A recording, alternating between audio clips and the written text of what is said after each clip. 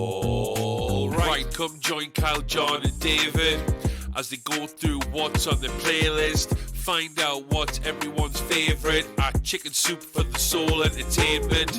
We have a few segments, to be honest, in and out points, no celebs and the gossip, back in time where we talk about the big M's, coming attractions, what the queue, quick checks, who'll be laughing, you abundantly. Welcome to Dual Redundancy. And see, the only podcast where you can hear all the latest about the 95th Academy Award nominations from too many else with exactly the same opinions. I'm one of those hosts, David Allen, and another one is John Berwick, and the third one is Kyle Bridger. I'm going to do this on the fly because I did not prepare myself, but I'm going to go with best. I am the best animated feature to John's best director to Dave's best PA. Best PA. Yep. Oh, is that a category? Yeah, I thought you were going to throw me like a. I thought you were going to give me like a Razzie, like the worst film, Dave's the best Razzie Award. Best Razzie Award, yes. Live animated short film or something like that. Because there's this very specific animated short film that I'm sure you guys would have loved to have given one of its titles, but no, we're not talking about that quite yet. We're going to talk about some of the major nominations today, overall stats for the 95th Academy Awards. We got a lot to break down. They were dropped just earlier today. I mean, just a few hours ago, we got all the nominations. We're going to react to them live tonight. Plus, we're going to talk about this show. John's been dying to talk about it. That 90s show. There's so much to do tonight. We're not even doing in and out points. We're going right to the Oscars. John, play the clip. I think you're looking at an Academy Award nomination also. Did he just say what I thought he said? What? Yes, Victor! Oscars. I smell Oscars. You see what a little buzz can do in this town? I predicted it. I said this is the one. This is the vehicle. Morley, you told me not to do it. All right, here we go. Last week we broke down all the nominations from SAG and PGA, DGA. We gotta see where the Oscar race was maybe headed. Well, today we know because we got the 95th Academy Award nominations. We know where they're going. We got the nominations, so we're gonna break them all down tonight. And let's start off with the big story. Everything, Everywhere, All at Once led with 11 nominations, followed by All Quiet on the Western Front and The Banshees of Inisherin with 9 nominations. Then it was Elvis with 8, The Fabelmans with 7, and Tar and Top Gun Maverick with 6 nominations.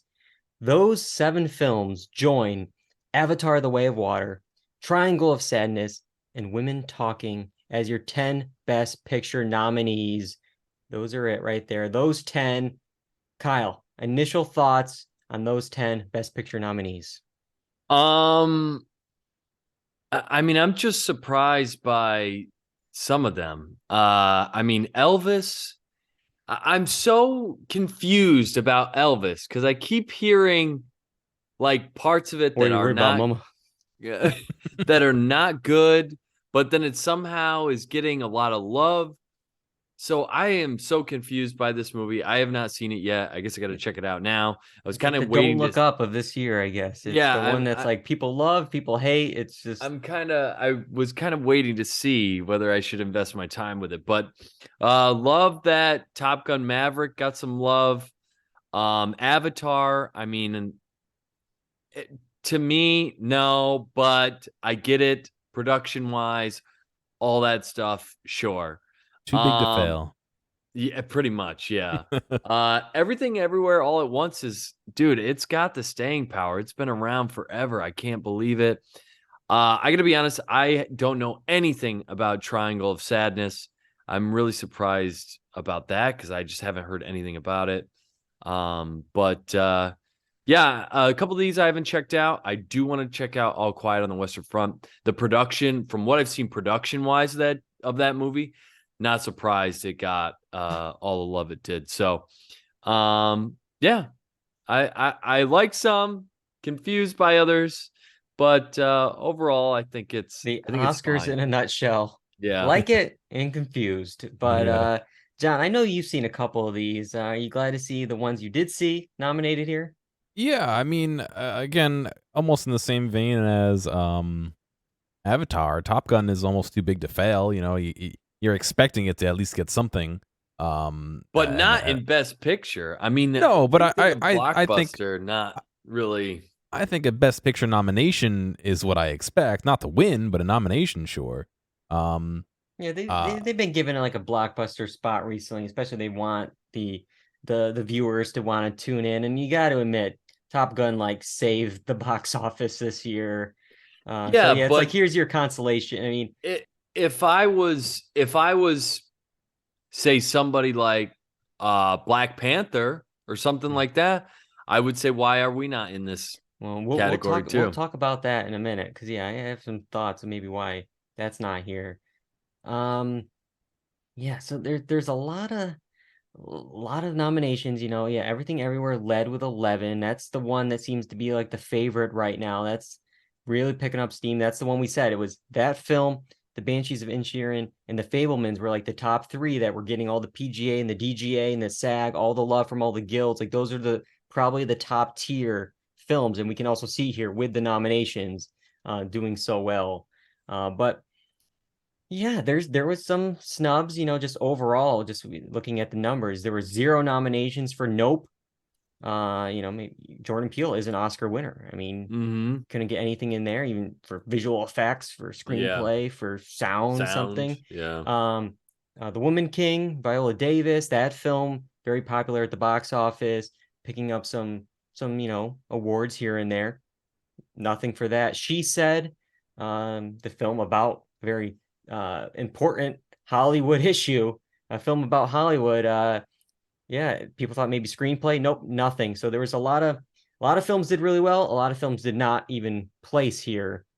But I want to look at the PGA, the Producers Guild, and compare it to these 10 nominees because normally they are pretty close. Normally, it's like okay, they get the majority right.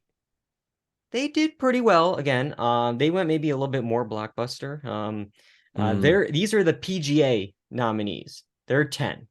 Avatar 2, Banshees of Inisherin, Black Panther, Wakanda Forever, Elvis, Everything Everywhere, The Fablemans, Glass Onion, Tar, Top Gun Maverick, and The Whale.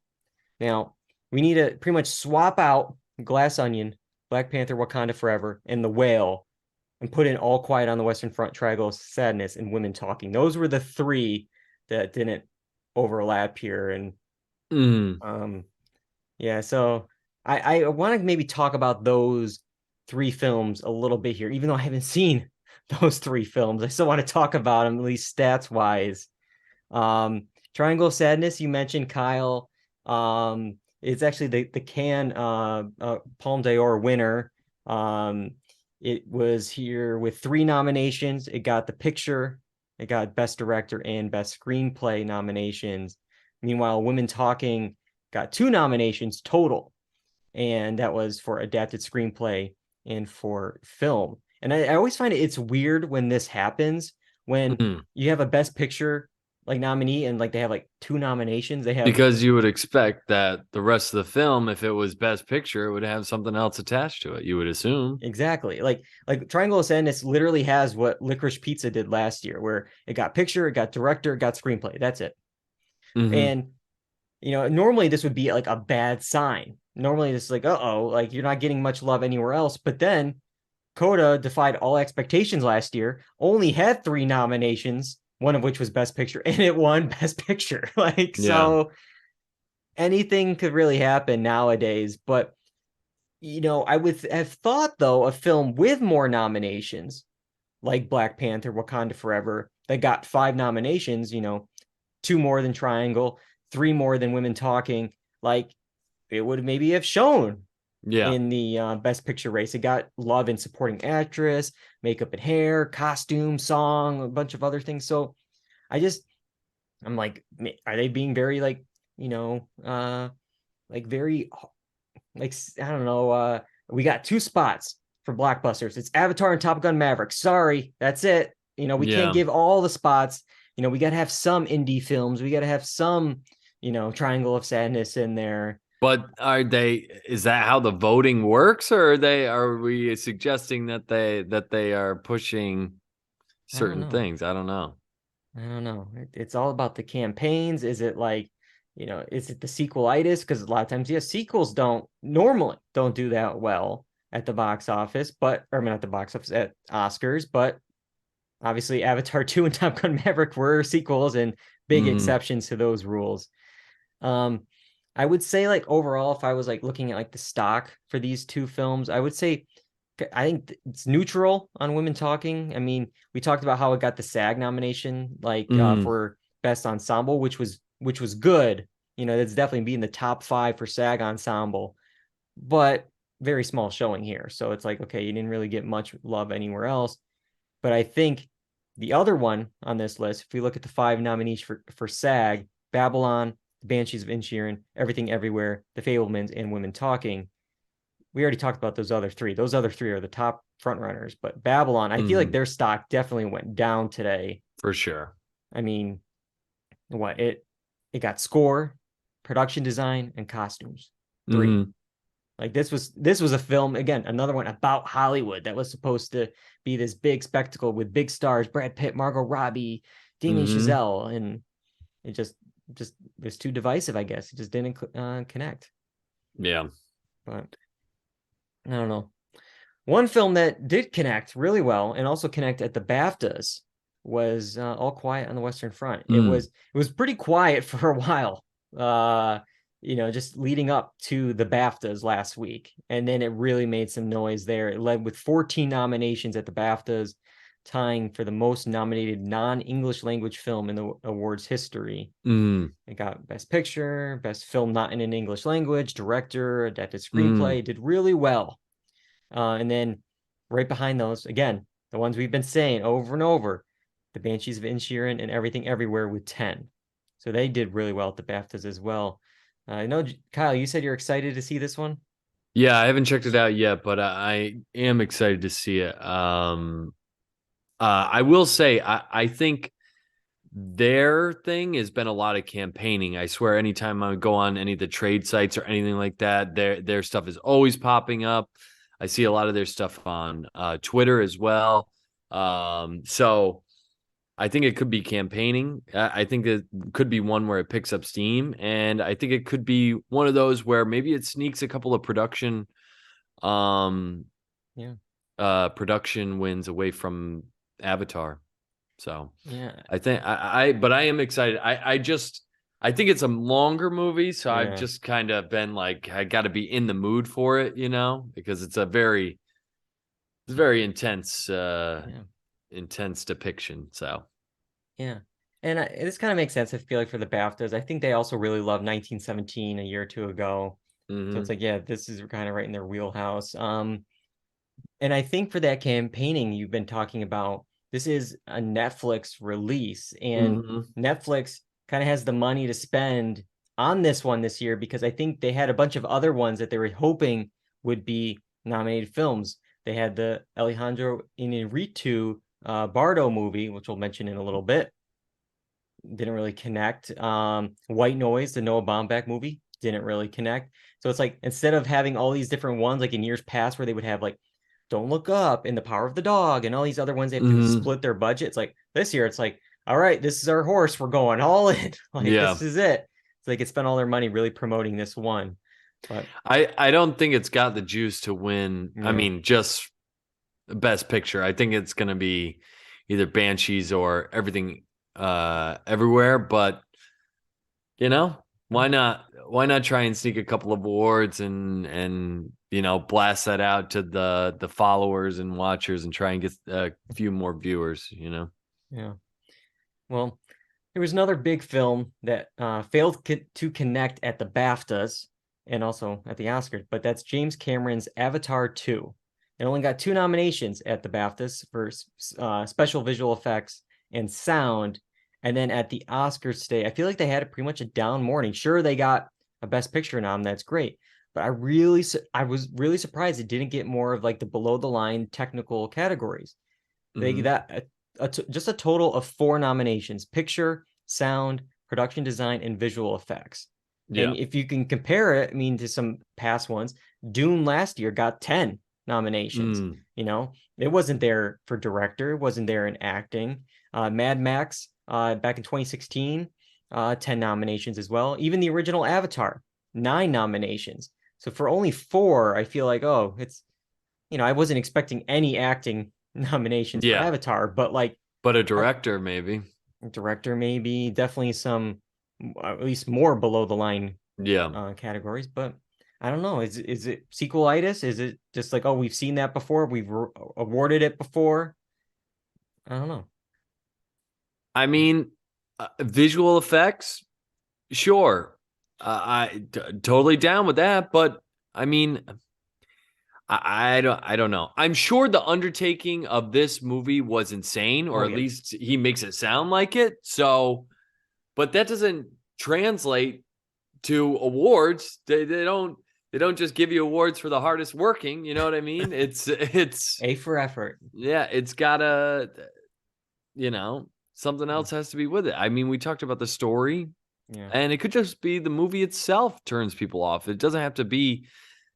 You could have these voters that would rather watch something else than Blue People or something. I don't know. You never know what's going through voters' minds. Especially Clearly, in that week, from in that those, only yeah. week of voting for nominations, and then And they have to do it also- again. Yeah, in and a from month. the voting body, when they do that Hollywood Reporter thing or Variety, when they're Yeah. like, yeah, this guy pissed me off in '85, so you know what, screw his film. And it's just like, what Yeah. are we doing here? You Yeah, the know? brutally honest Oscar ballots, but Yeah. yeah, I mean, we mentioned no love for James Cameron in directing, and we can look at the DGAs a little bit and compare it. At the DGAs, Top Gun Maverick's Joseph Kosinski made it in over James Cameron there, but both of these guys were snubbed for the Oscars today. Let's see, pretty much it's exactly the same as the DGA, except Triangle of Sadness's Ruben Östlund made it in over Joseph Kosinski there for Top Gun Maverick. Yes, we got the other nominees include the Daniels from Everything Everywhere, Todd Field for Tar, Martin McDonagh for Banshees, and Steven Spielberg for The Fabelmans. Any thoughts on the directing race there? I have to watch the Triangle of Sadness to really get a feel for that, because it got a lot more nominations than I even thought. So, but I'm not surprised by any of the others. I mean, the others seem right in line. I guess it was that little outlier that allowed this guy to come in. So, Yeah, but just I three think nominations for Triangle of Sadness, and one of which is director. And yeah.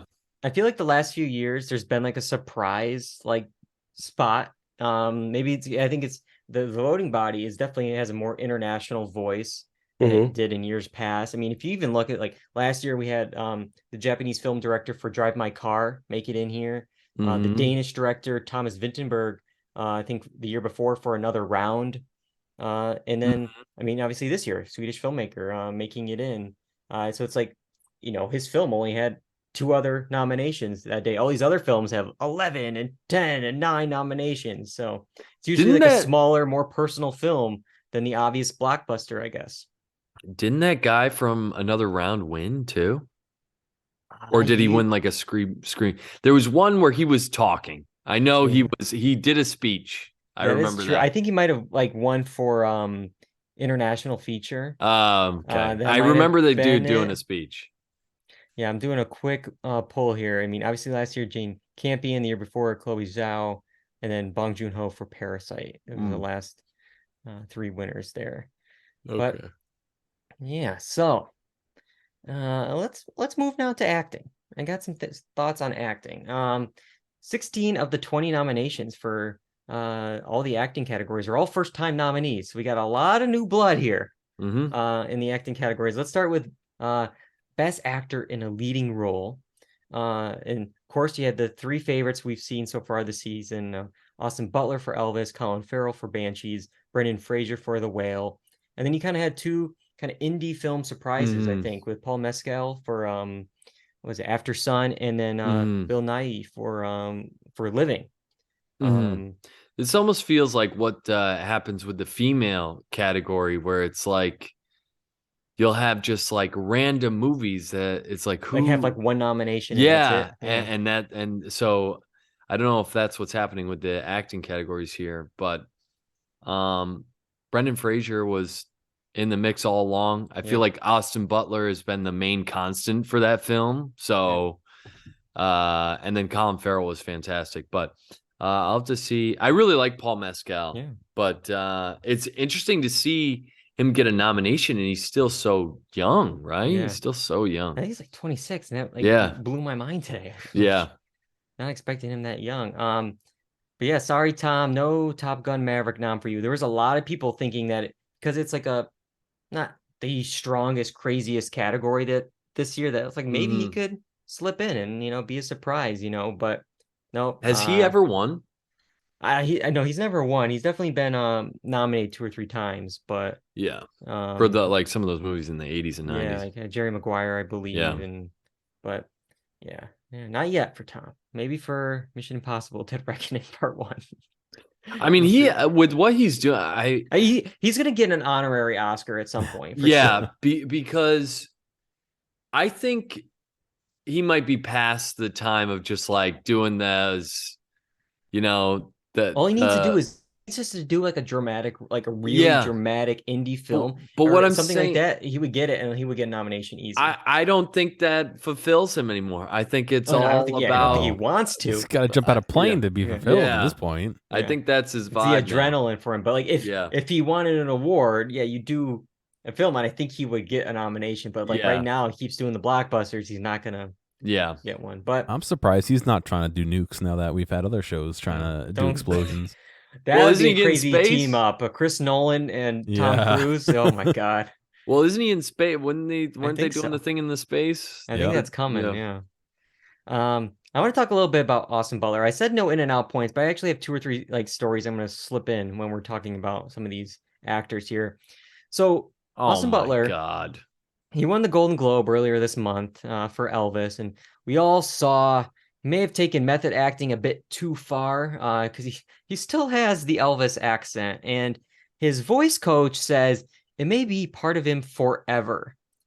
She said, quote, "He was never going to be, and director Baz Luhrmann didn't want him to be, an Elvis impersonator. That's the last thing they wanted him to be. What they wanted was a true connection with the personality of Elvis and his story. And that's what Austin worked on. What you saw in that Golden Globe speech, that's him. It's genuine. It's not a put on. I feel sorry people are saying that, it's still acting, but he's actually taking the voice on board. I don't know how long it will last or if it's going to be there forever." This is so annoying. This is like when people go away overseas and they come back and they've got like that accent and you're like, oh my God, give it up. Yeah. This is ridiculous. This is like one of those things where it's just to create more buzz for Austin Butler. It's just so silly. Which is it's weird so because stupid. You would think like if I was an actor, I would like want to drop the accent on the campaign trail. So then people would be like, whoa, he doesn't sound anything like he did in the film. Yeah. What a transformation. Yeah. It's like, I'm not seeing that at all here. And it's like, I'm that good. But it's like, no, it's like, well, if you're just doing the same voice again, oh, that is you, like in a way. But let's hear why he thinks it's there. And it might be a scientific reason why. Yeah, I don't even think about it. I don't think I sound like him still, but I guess I must because I hear it a lot.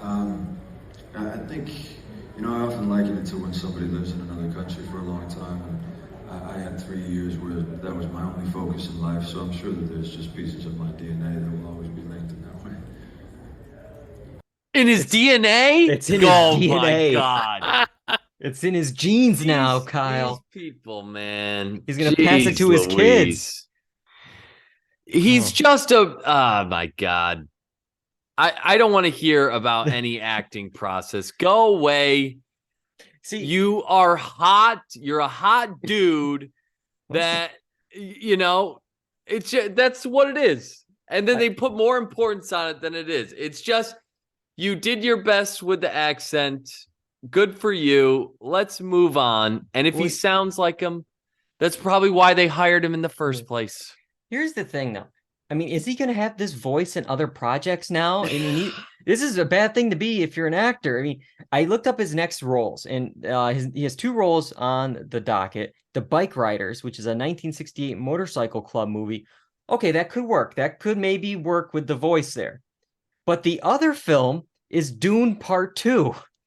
I don't think it works in Dune.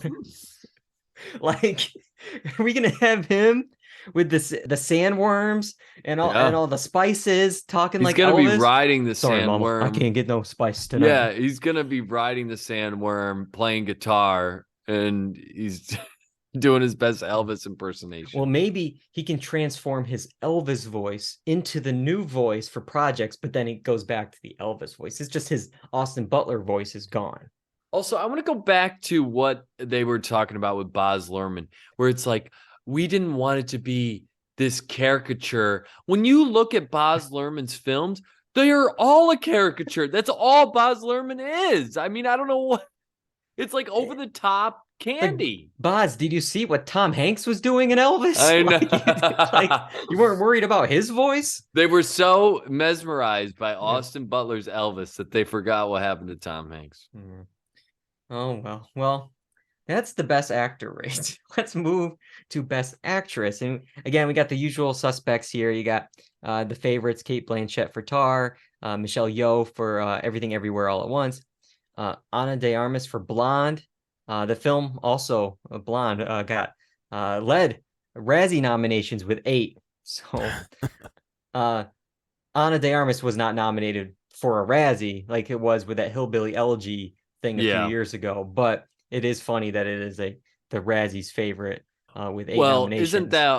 Isn't that whole movie about her? Like it's her performance. So I imagine there's a lot of other problematic stuff in that movie. Yeah. Outside of her. But then you have Michelle Williams for The Fabelmans. But there was a surprise here, at least to some people, Andrea Riseborough. That was a big surprise for the film To Leslie. Many people were expecting this, and I got some stuff here because I want to mention Z Milan. He's going to be like the honorary 4th co-host tonight because I asked for thoughts on Instagram. He shared many thoughts, and I'll just share a few of them about these nominations today. He said he loved the supporting actress category, thought Tom Cruise deserved a nom for acting, was sad to see Viola and Danielle snubbed for Ana de Armas and Andrea in this category. But his biggest question was, who is Andrea Riseborough? And I got some info on this one here in the film To Leslie. How did To Leslie, the small film, do really well at the Oscars? It had a limited release. It earned just $27,000 at the box office. Well, it may have come down to a last-minute campaign push.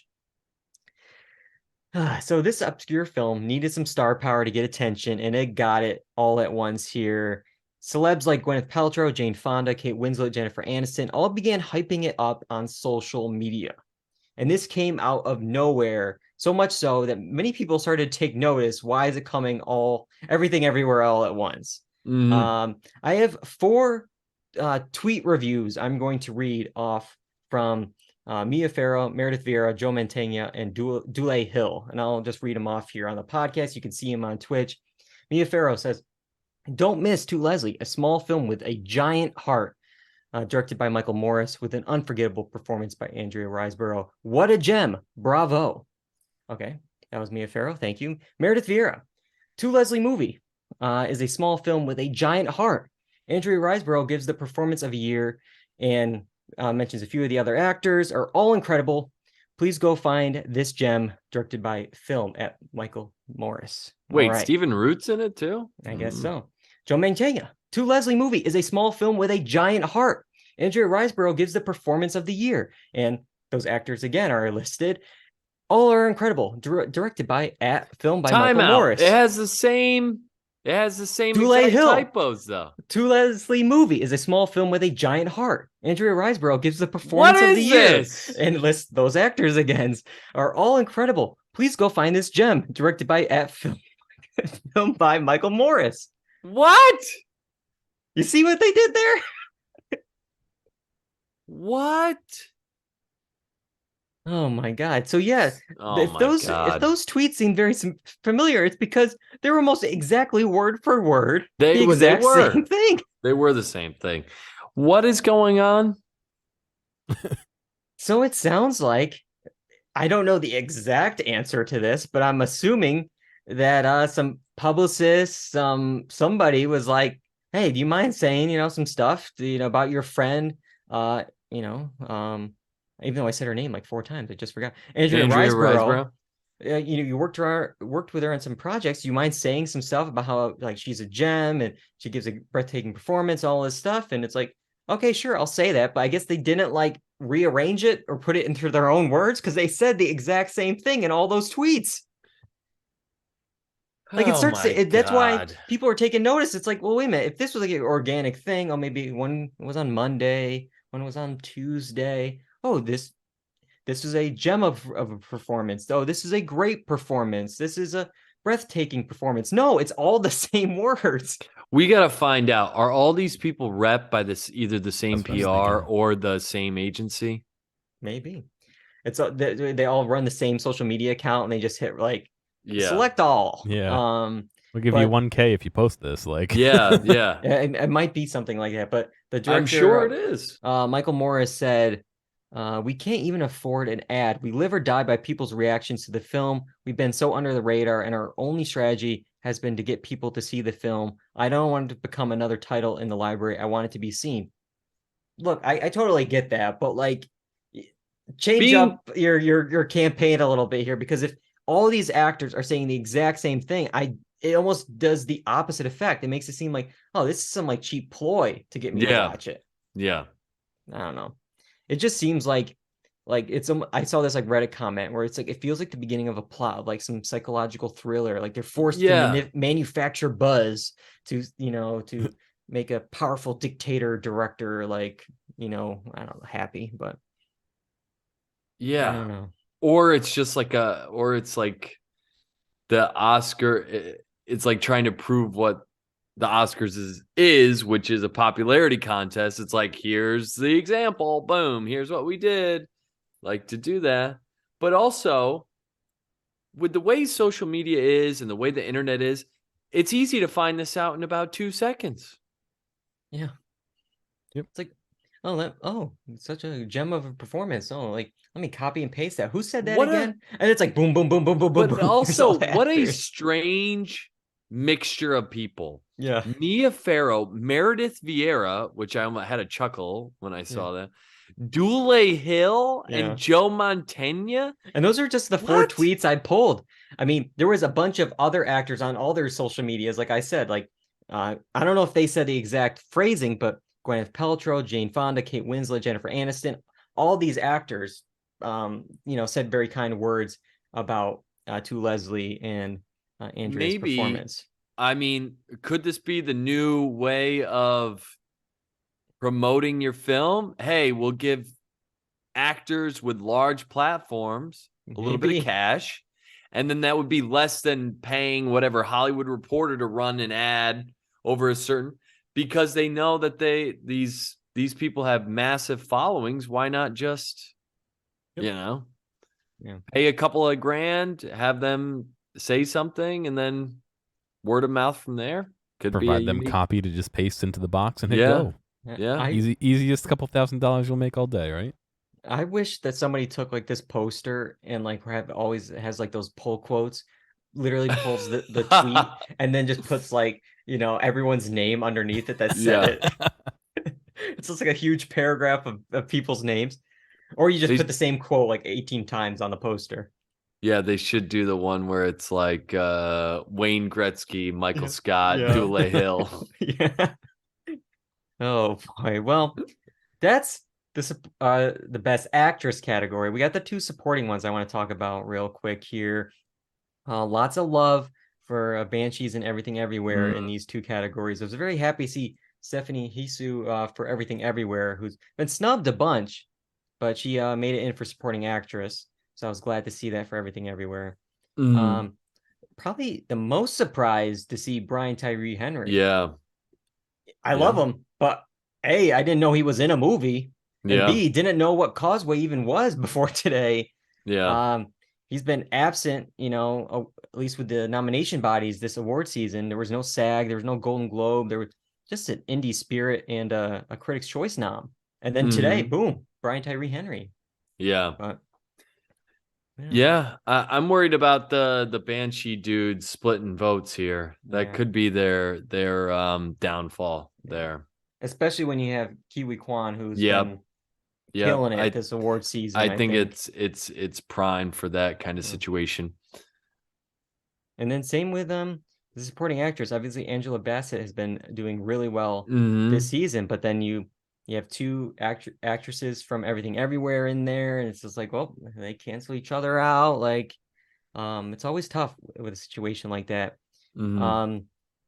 But yeah, in the supporting actor, I saw a lot of people surprised for Judd Hirsch, because I think many people assumed that Paul Dano for The Fabelmans would be in here. If Yeah. any Fabelmans supporting actor was going to be in there, but nope, no Paul Dano, instead Judd Hirsch. Dude, I love Paul Dano. I will watch anything Paul Dano's in. I love Paul Dano. Yeah. Has Paul Dano won yet? No, I don't think so. He's probably one of my don't favorite know. character actors of all Yeah. time. He's I'm so gonna- good. I'm gonna see what his stats are. I feel like maybe it must be just like one nomination for There Will Be Blood. yeah, that's what I'm guessing. Did he not even wait a minute? Did he not even get nominated? Oh, he got a BAFTA nomination for There Will Be Blood, but I don't think he has a yeah, he does not have a Oscar nom. Oscar nom yet. That is crazy. He's such a good actor, dude. He got an Emmy nomination for Escape of Dannemora, which was great. If you haven't seen that, Yeah. but, He's great in I think it's Prisoners. Mm. He's great in Prisoners. He's great in is it Just Mercy? Love and Mercy? Love and Mercy with the one about the Beach Boys, dude. he's getting more good. love than half these actual Oscar nominees tonight. Sorry. Yeah, that's I it's all good. just love Paul Dano. We have to do a Paul Dano cast, I guess. Let's see here. Let's look at some other categories. I'm going to run through them. I got some ones I want to talk about. If you guys have anything you want to talk about, but I want to start with original song. It's always an interesting one. RRR was probably hoping for a little bit more nomination wise. They really did like a strong like do it yourself campaign because it wasn't selected for an international film by its home country there. So but it only got one nomination for original song, but it could be the favorite in that category. It won the Critics' Choice and Golden Globe so far. But it wouldn't be the best original song category without Diane Warren being nominated for a film I've never heard of. And that's true again today. She earned her 14th nomination for Tell It Like a Woman. That's the film there. And on Wikipedia, when you look up, all these films and you can click on the film to see what the film is, this one doesn't have a Wikipedia page. So it's starting to make me think that this film does not actually exist. Nice. So who knows if it's real or not, but I did see she got like an honorary Oscar, like one of those honorary ones they do like a week before and they edit that little snippet into the broadcast. So she does now have an Oscar after all these nominations, but maybe she'll get a competitive one this year. But all right, I got two other categories, but you guys have any things you want to jump in on? Any categories stick out to you, Kyle? One I'm just thinking of ones or nominations that I think should have happened. Maybe in cinematography, the Batman should have gotten in there. Yeah, that was a big missing one for me. I love the Batman too. That was one of my favorite movies of the year, man. That was really, really good. Could have been nominated for that. Paul Dano, bring it back, Paul Dano. But you brought up cinematography. That's gonna be perfect. That was my next one I wanted to talk about because you mentioned the Batman, but there's two films in this category that probably were hoping to get a bit more love when they at least were initially released. I mentioned them earlier tonight. Alejandro Inarritu's Bardo, False Chronicle of a Handful of Truths. That was nominated for cinematography, but that's it. Just the one nomination for that film.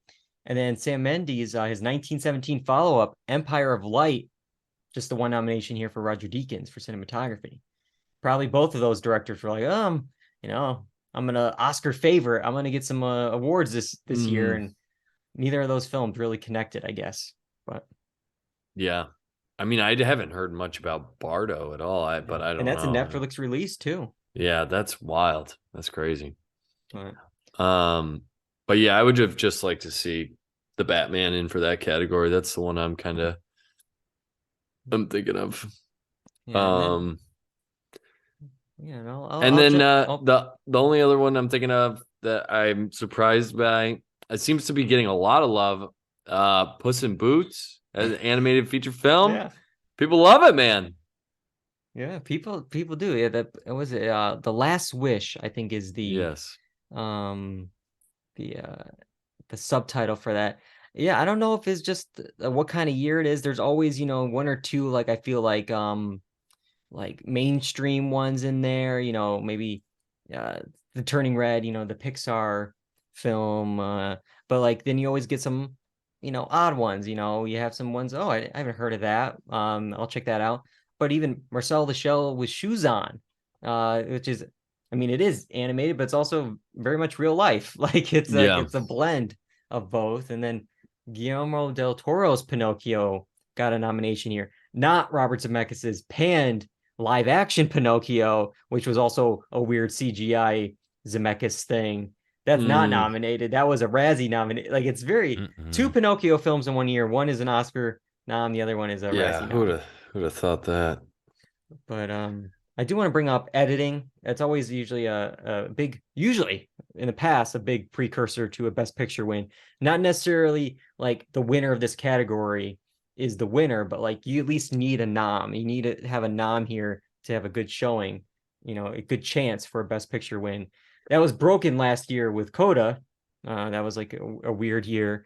But this year it's Banshees, Elvis, Everything Everywhere, Tar, and Top Gun Maverick.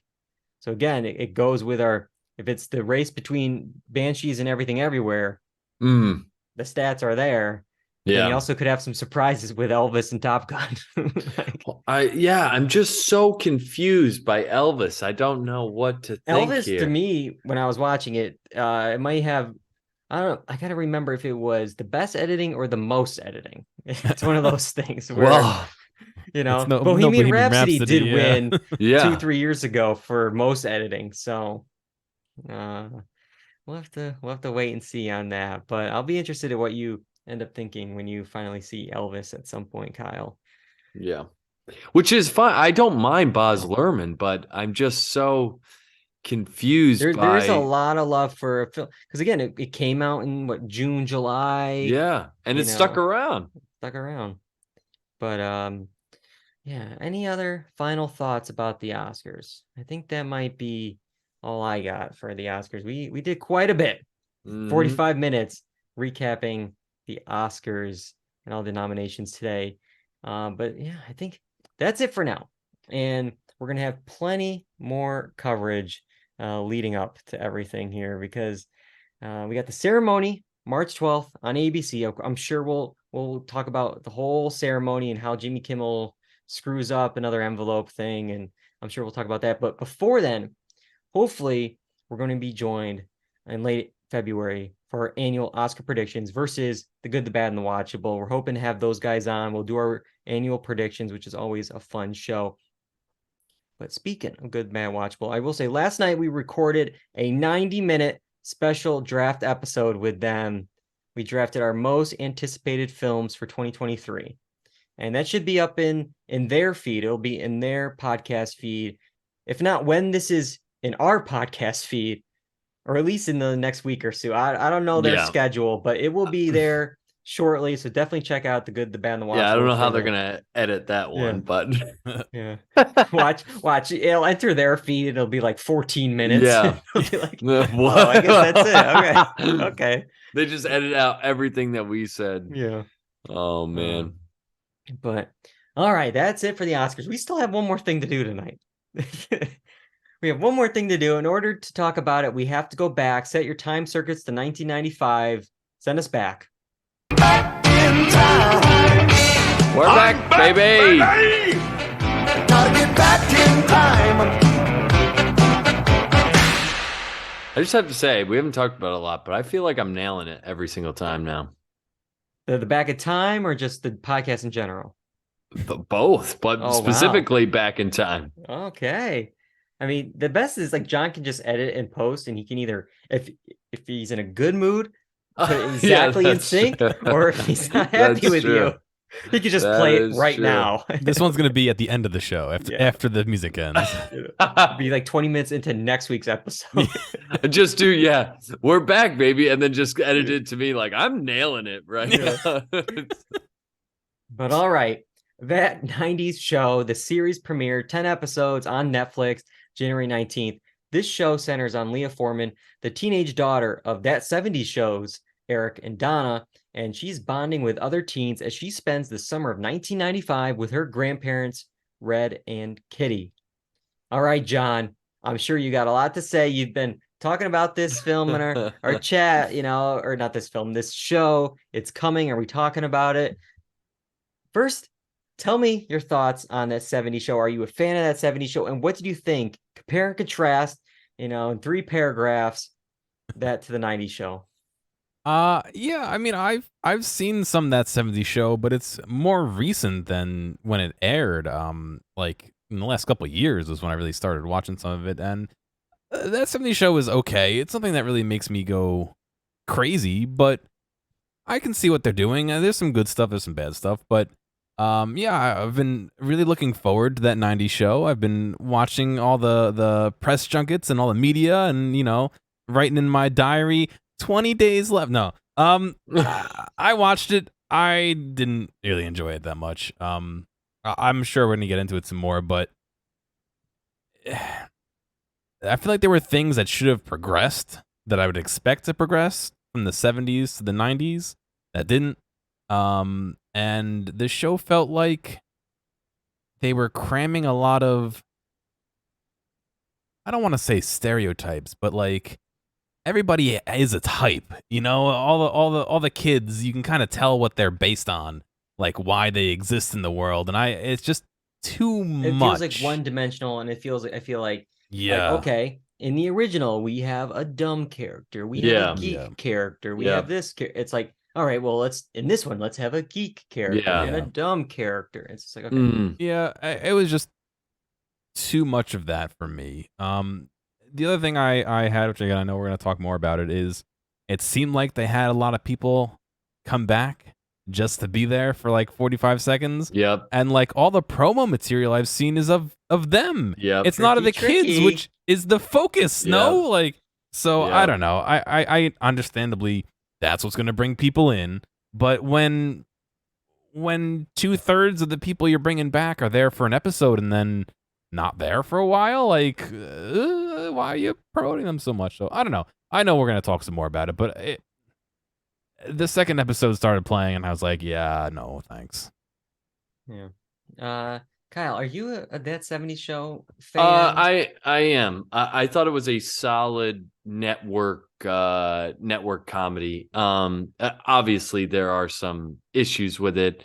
Some choices that they make in later seasons that are not good, but overall, I think it's a very, very solid network comedy. So yeah, just like John, I mean, I think they're bringing these people back, and you can clearly see where they're heading with this. It's like, oh, so you introduce these characters just to, pass them along. And of course, would I expect, Topher Grace to stick around? Probably not. And in fact, like when I was watching him deliver the lines, it's like, has he grown at all? Like, I mean, and also it feels like he's just like delivering. It's just like the delivery's not there. It felt like it's just like phone it in situation, which I get. I don't know if I'd want to come back to this kind of world, but yeah, all the characters are one note. It just feels like, you could have, if you wanted to go a new route and change things up, then change it up, use them, but then change how you want the characters to go. And it's literally rehashing all of the same characters. And I know this show is probably not meant for the three of us. It feels like it's meant for teens. It feels almost like a Nickelodeon show with the production value of it. It's very, very weird.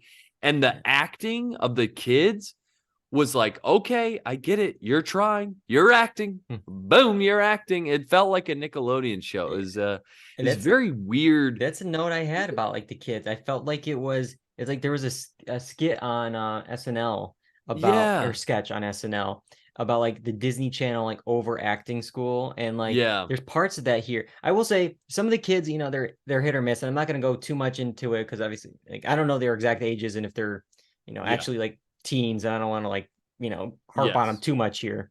But I like the main daughter, Leia. Like I thought she was pretty good, like acting wise, like in this world. Like I could see she's going to be a strong like lead for the show. But there's other ones that I feel like are very like one note basic Disney Channel acting, and this whole thing kind of actually reminds me of like the Boy Meets World versus the Girl Meets World reboot that they did on Disney, like the ABC to Disney. There was definitely like a change where it's like, you know, sure, this one went from Fox to Netflix, so you can still do quite a bit, you know, different than ABC to Disney, but like this is just like brighter than like the Fox version. I feel like the Fox one was like just darker, like like lighting wise, let alone like, you know, story wise as well. But in that one, they mixed in stuff with Corey and Topanga with their new kids, and you got kind of like these A and B storylines. So it was something for the adults that grew up on Boy Meets World, and something for the kids that did Girl Meets World. And we have a little bit of that here in this episode. I'll say up front, I am actually not a 70s show, like, not that I'm not a fan, but I just never got into it, so I haven't really seen much of it. I know the basics, but I don't like know the dynamics and the characters that well. But I thought the strongest stuff here was with the sitcom veterans, you know, the main four. And it's just, we're not going to get that every week. Like this episode was an A-B story. 50% of the time we were with the adults, the upstairs people. 50% of the time we were with the kids. And this was like the longest episode, I think, of probably this, you know, the universe. It's at 30 minutes. All the other ones I think are, you know, the network 22 minutes or even like 26, 24 minutes on Netflix. But yeah, like we're not going to get this every week. We're going to have this stuff focusing on the kids. Yeah. We're not going to get Eric and Donna realizing that they're now in their parents' shoes, and, you know, like him saying Red's famous line about where he's going to stick those shoes. And, you know, it's like, I don't know. So that's the thing where it's like this episode is like a hard one to base it off of, because I don't think this is what the show is going to be. I feel like the show is going to be focused on the kids, not on these guys. But that's a problem because my favorite part of this was the other guys, not the kids. But same. And I mean, it could just be the demographic that we're in. We're older now too, but I feel like I could go back and watch that 70s show and still vibe with what's happening, whereas this one felt like totally more adolescent, and I don't know why that is. Part of it to me was the production. Like I'm like, should this be meant to be shot in like 4K? Like it looks too good almost. Yeah, because it's the issue like with you're on a sitcom set and the fake walls and the fake whatever. So like when you it shoot needs it that some well, like static or something.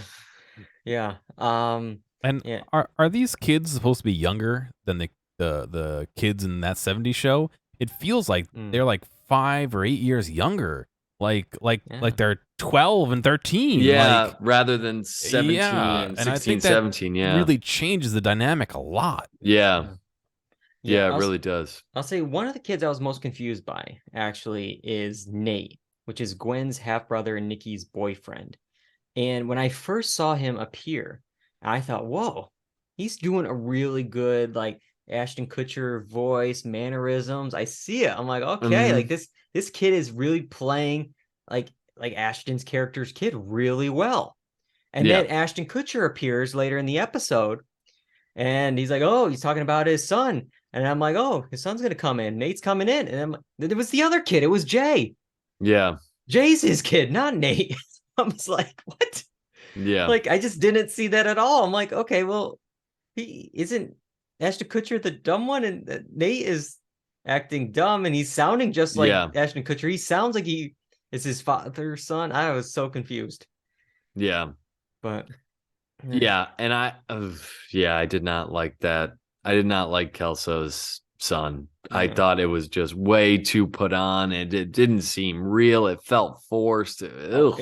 And that relationship with like we're gonna get with Jay and Leia, it's like, oh my god, okay, we know because it Yes. also Yeah. so then you can have the episode where Ashton Kutcher and Topher Grace come in about the what are you gonna do with my daughter? Oh, what are you gonna do with Yeah. my son? Like Yeah. that's coming. It just feels so forced. But I'll talk about some of the cosmetics of the show a little bit. The opening credits, obviously in that 70s show, you got the famous one of them in the car singing the song. While we don't get the opening credits in this episode, we do have opening credits for later episodes, and it's only about 12 seconds long. The attention span has to be quick nowadays. 12 seconds only. It's a camcorder running around the room, getting everyone's like, hi, how you doing? It's the same song though. It's the same exact song, just maybe more 90s. And you have a "Hello Wisconsin" at the end. So any thoughts on that? Are you glad to see they sort of updated it, but not really, John? I know you have some thoughts on the quality of the open. Yeah, well, quality aside, I mean, it makes sense you'd use the same. I mean, that intro is kind of pretty iconic for the show, so I wouldn't expect them to want to move to something else. But yeah, as far as quality goes, like it's I guess supposed to be emulating like the viewfinder of a video camera, but it looks like not what video cameras would look like in my opinion in 95. Like it looks terrible. I don't know. I It's just took also a couple interesting 'cause, like they stills. didn't like also sing the song like they did in the opening. It's like the song was just the Mhm. background. Everyone's just like Yeah. okay. But Yeah. I mean, I'm not surprised by this. They have to have some kind of through line back to whatever they're referencing, right? they got the interstitials of them dancing in front of the 90s Yeah. backdrops instead of the 70s Yeah. patterns. So they kept that the same. That is cool. They got that going. And then they had the camera spin scene. This time is with the four upstairs people, spinning around. I don't know, maybe it's just the Netflix, the high quality thing. I was getting a little like sick watching it. Like it looks too good. Like when you do it now with that camera and like it's too start stop. It was I think it was missing the motion blur that you get with the film they probably were doing back in whenever they were filming it, Well, and I think that the one with the upstairs, the camera gave them the perfect opportunity for the best line of the whole.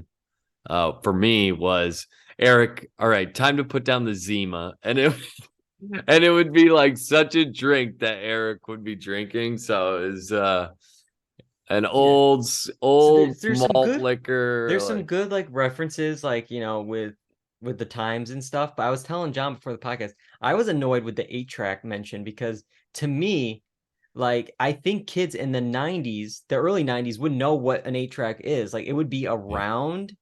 Like I don't think it would be like this like prehistoric like thing that they wouldn't get what this is. Yeah. Like people, their parents would still be listening to music on these 8-tracks. They would have those in the house. Like just like when we were growing up, and I mean probably in the 2010s there was still a VHS player in my house. I knew what a VHS tape was. Yeah. You know what a record player is like. Yeah. I don't think know. If, like, if you ask a 2005 kid what an 8-track is, I don't think he would know. But a 95 kid who was, I mean, what are these 12? If they're 12 years old, all right, they were born in the early 80s. Like it's not that far. Yeah, I guess you're right. What was around then? Cassettes? Yeah. Cassettes, reel-to-reel tapes, 8-tracks. But yeah, it's like how like we knew about cassettes when we had CDs. So it's like there's definitely that's just a nitpick. But one of my things I wasn't like just annoyed about because it is a sitcom.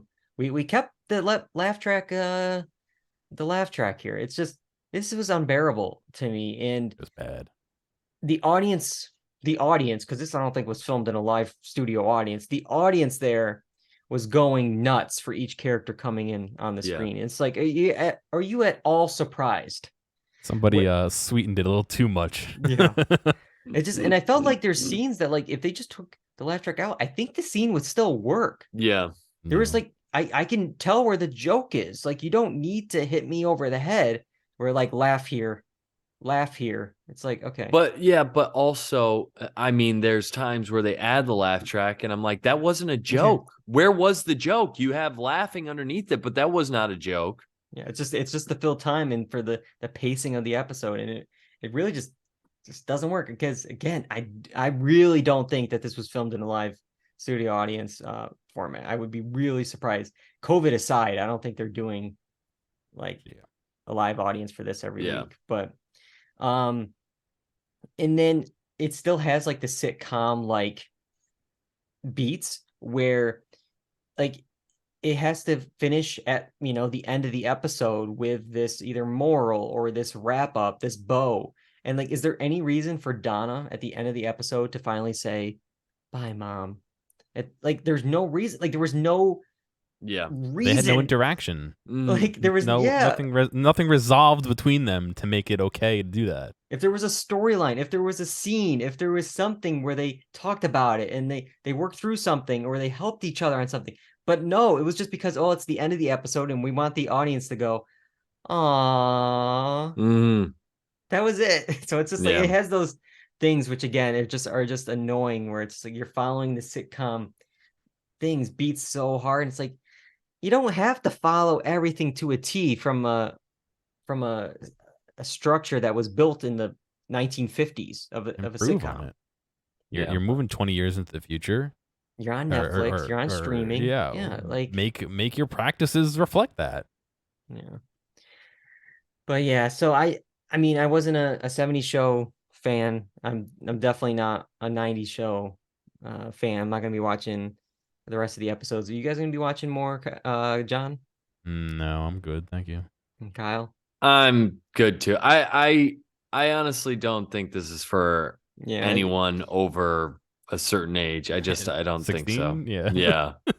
It really does feel like a Nickelodeon show. I don't know why, but that's what keeps popping in my, because I didn't watch Nickelodeon at all, but whenever I see like the Selena Gomez or any of those like in passing, it looks exactly like this. Yeah. So is it like the Girl Meets World where it's like, are we supposed to have, I mean, I don't, the timing wouldn't work out right, but like, if this was made for like us and to watch with our kids, like, I mean, maybe I think about my sister really liked this show, and I mean, she has a 12-year-old and so maybe 17-year-old. Let me know if they end up watching it and what they think. But do an experiment and introduce them to it, and let's see if they like it. I mean, my 16-year-old niece loves that 70s show, so I would be interested to see. Yeah, I would be really curious what she thinks about. Get him on for a quick check. Yeah. Quick check. Okay. But no time for a quick check this week. That is it for this week's episode. Next week we have 2 new streaming shows that we could talk about. We have Poker Face on Peacock and Shrinking on Apple TV Plus. I don't have those services either which, so I got to figure out which one I'm going to subscribe to, and maybe we'll talk offline. We'll say, which one is it worth subscribing to, and then we'll watch at least one of those. Maybe we'll watch both. We'll see. But yeah, those will be next week. You can find the episodes of the podcast on YouTube, Apple Podcasts, Spotify, the blog, doredundancy.com, Twitch, twitch.tv/Do Redundancy. We were on Tuesday this week. We're back to Monday next week, Monday, 8 p.m. Eastern on Twitch. And you can follow us on Twitter and on Instagram at Dual Redundancy. I got to thank both you guys for joining me tonight, spending another hour this week, talking about all this stuff with me, breaking down the Oscars. A very quick turnaround to get this episode out just hours after the nominations today. Thank you guys so much. Sure. Yep. All right. You can add it to my per diem. I think I just heard him say, "We're back, baby." I don't know if the per diem is worth it at this point. All right. Until next time, I'm David Allen. I'm John Berwick. And I'm Kyle Bridger. And that's all we got for Do Redundancy. Goodbye, everybody.